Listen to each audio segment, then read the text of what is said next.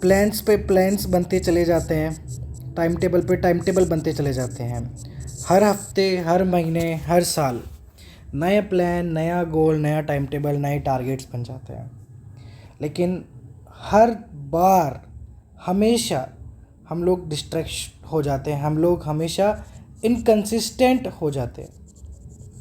आप खुद देख लीजिए पिछले 1 साल में आप कितनी बार डिस्ट्रैक्ट हुए होंगे।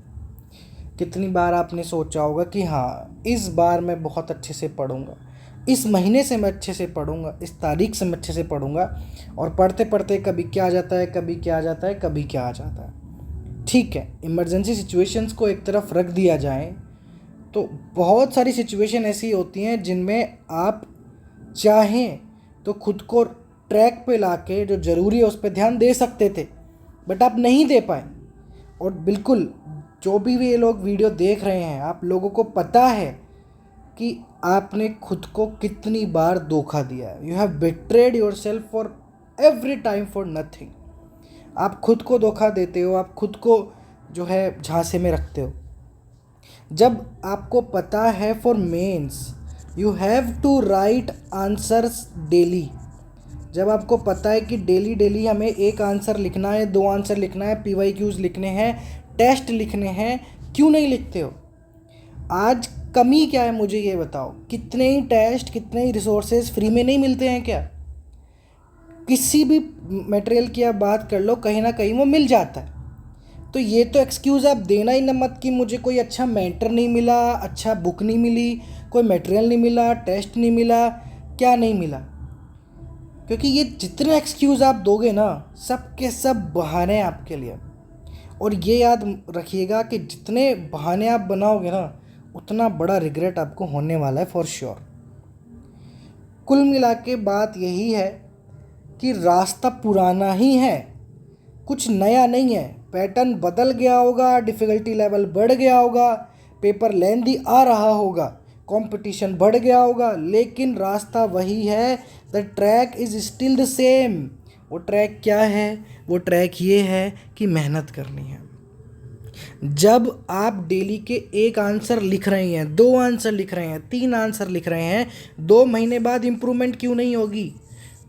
आज तक जितने स्टूडेंट्स के साथ मैं जुड़ा हुआ हूँ, मैंने कभी नहीं देखा कि कोई कंसिस्टेंटली आंसर लिख रहा है, irrespective of the intelligence level he और शी हैज़।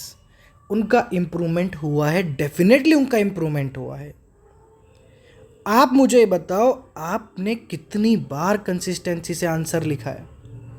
आपने अगर लिखा होता तो आपको खुद को इम्प्रूवमेंट दिख जाता। जब हमें पता है कि रास्ता यही है मेंस निकालने का कि राइट आंसर्स, ये 2 शब्द इतने कैसे आप मतलब इग्नोर कर सकते हो? कैसे ये 2 शब्दों को पूरा करने में ही इतने डिस्ट्रैक्शन आ जाते हैं? डेली के 2 आंसर नहीं लिख पाते हैं आप बच्चे। अब आप खुद सोचो कि जब पता है कि यही तरीका है मेंस निकालने का, तो हम उस पर क्यों नहीं चल पाते हैं? तो रास्ता सेम ही है। आज भी आपको आंसर लिख के वही सिलेबस पढ़ के एग्ज़ाम निकालना है जो 10 साल पहले कोई भी टॉपर उस एग्ज़ाम का निकालता था। कुछ नहीं बदला है। हमें लगता है कि अब तो कंटेंट भी बिल्कुल अच्छा चाहिए, सबके पास सब कंटेंट है, कंटेंट हर बार नया चाहिए, नई बुक्स चाहिए, नया तरीके का मटेरियल चाहिए। ऐसा कुछ नहीं होता है। आप एक बार खुद पे विश्वास रख के मेहनत करके पुराने ढर्रों पे चल के तो देखो, आपको समझ आएगा कि हाँ, बात तो वही है। कितनी ही चीज़ें हैं जो बदल गई होंगी, बट आज भी रास्ता वही है, तरीका वही है उस एग्ज़ाम को निकालने का कि जो बोला गया है, जो सिलेबस है, उस पर काम करना है। अब बात कर लेते हैं प्रीलिम्स की। आप सबको पता है प्रीलिम्स आने वाला है और 99% बच्चे अभी कर रहे होंगे मेंस की तैयारी। थोड़े दिन मेंस की तैयारी कंटिन्यू करेंगे, उसको छोड़ देंगे और फिर बोलेंगे अब तो मैं नोटिफिकेशन के बाद ही पढ़ूंगा प्रीलिम्स के लिए। कुछ बच्चे तो मेंस की बिल्कुल हल्के हल्के में कर रहे होंगे और प्रीलिम्स की डायरेक्ट तैयारी करेंगे फरवरी के बाद। प्रीलिम्स की तैयारी करने के लिए, स्टार्ट करने के लिए उन्हें 1-2 महीने लग जाएंगे, ठीक है? और उसके बाद भी वो लोग ढंग से नहीं करेंगे प्रिपेयर। अब तक जब मान लीजिए आपका प्रीलिम्स क्लियर नहीं हुआ था, आप में से बहुत से लोग होंगे जिनका प्रीलिम्स क्लियर नहीं हुआ था, उसके बाद कितने लोगों ने वापस प्रीलिम्स की या मेंस की प्रिपरेशन स्टार्ट कर दी थी? की होगी रुक रुक के, अटक अटक के, नया नया टाइम टेबल बना के, नई चीज़ों को देखते हुए, नए सोर्सेस को खोजते हुए। कुछ हुआ, कुछ मिला? देखिए, मैं तो एक ही बात कहना चाहूँगा कि इतने स्टूडेंट्स को मैंने देखा, 5 से 10% बच्चे ही कंसिस्टेंट हैं। वो जो 5 से 10 बच्चे कंसिस्टेंट हैं ना, वही पढ़ते हुए नज़र आ रहे हैं, वही आंसर्स लिखते हुए नज़र आ रहे हैं, और उनका ही समझ आ रहा है कि जब वो एक आंसर को लिखने में 10 से 12 मिनट लगाते थे, आज वो 6 मिनट में उस आंसर को कंप्लीट कर दे रहे हैं। मैं 10 मार्कर की बात कर रहा हूँ, मेंस की। आप में से कितने लोग 3 घंटे का फुल लेंथ टेस्ट बिल्कुल टाइम पे अटैम्प्ट कर पाते हैं? 2024 का मेंस का 3 घंटे का कोई भी जीएस पेपर आप कर लेंगे पूरा टाइम पे, बिना कोई क्वेश्चन छोड़े? चैलेंज है मेरा, आप कर लेंगे? कितने ही लोग कर लेंगे? रियलिटी चेक कर लो। कहने में तो कह दिया जाता है पेपर है, आसान है, हो जाता है, पढ़ लेंगे, कर लेंगे, कुछ नहीं होता है। आप अभी की अभी फुल लेंथ टेस्ट अटैम्प्ट करके देख लो आपसे हो रहा है क्या। ये मत सोचना कि मेंस के टाइम पे मेंस की देखेंगे।